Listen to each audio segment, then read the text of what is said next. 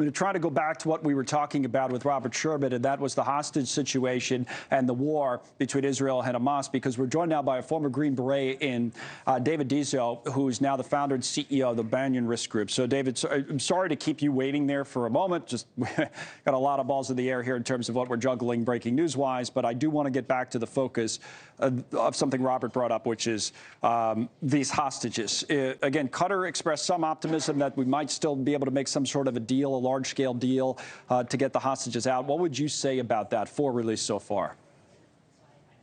I think when you have 200 hostages that are mostly civilian and innocent in the system, they should be releasing at least the children and the women.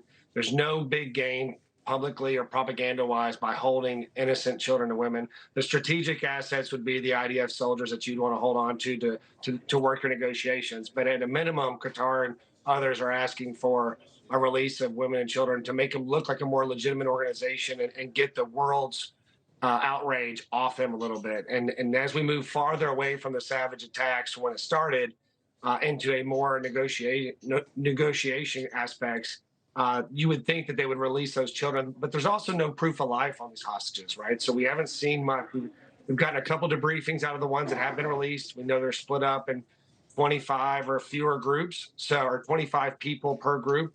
So again, the release needs to be actioned through Qatar, and through the women and the children need to go first, for sure. You know, one of the things in talking to people with the kind of expertise that, you have in working special forces, I'm sure you've had some experience with this over the years, is that this is large scale. To your point, there's over 200 hostages in a situation that at least we've read about and maybe you've experienced in the past. You might have a hostage taken, and then the proof of life is usually someone forced to read some sort of a statement, and they show the newspaper, the way, all that kind of stuff that these terrorists have done in the past. What about the scale of this? Have you ever seen something on this scale, and how does that change how it's dealt with from the military and the diplomatic point of view?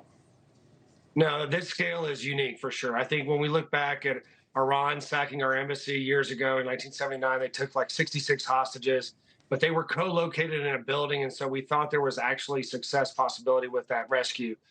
Since then, they learned to separate and keep them hidden underground, all these things. So today they're in tunnels, they're isolated. It'd be a very complex, almost impossible operation, because you can't rescue one section of these hostages in one set of tunnels and then lose the other ones. And on top of that, the amount of forces it would take to have a successful plan there would be intense and incredible. So we haven't seen something like this on a global scale like this in a long time. So I think the other thing for Israel is time's on their side, right? So like the more they strangle it out as far as like the resources and the fuel and all that stuff, the more they have a better chance of getting these hostages back diplomatically. The other thing I would say is that when you talk about that fuel crisis and all that, the fuel would go straight to the Hamas soldiers.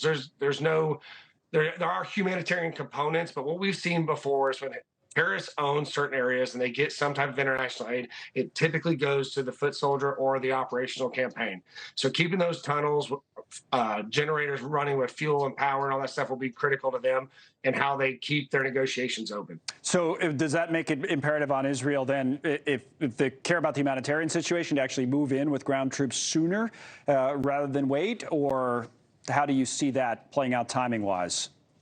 Yeah, that's a great question, Connell. I think the challenge is that if you move into the south, you also have to worry about the north. So while they're preparing for an invasion to Gaza, they also have to prepare for Hezbollah and what's going to happen on the north. And so you're essentially planning for a two-front war, and the southern front, or the southern portion, is incredibly complex. And when you look at when ISIS took Mosul, it took us a year to get ISIS out of Mosul. So it wasn't a fast action thing. So when we say they're preparing the battlefield, or they're softening the targets, or they're developing the intelligence picture, that takes a lot of time and effort and thousands of resources and people to do it. I also think they're getting up to date with their training, their weapons, or resourcing. I'm sure there's a lot of U.S. advisement.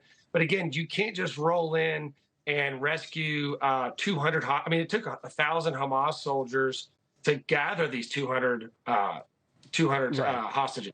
And so to go get these 200 hostages, like you said, where there's 25 different nationalities, it's just incredibly complex and geopolitical risks all around. So yeah, so special ops or anything like that, and you're a former Green Beret yourself, is just, it seems like it's out of the question right now. David, terrific analysis. It is, as you say, so complex. Let's have you back again soon to talk about this, as obviously this is going to continue. But thank you for today very much. Oh, all right. thank you for having me. Yep, David Dezso with us, former Green Beret. We have an eye on this hostage crisis, of course, so we'll keep talking about that. To David's point, you still have over 200 being held in Gaza, as far as we understand it. We spoke with a veteran of the IDF and a veteran of hostage negotiation about how these particular hostages might be brought home, and we'll have that interview later in the hour.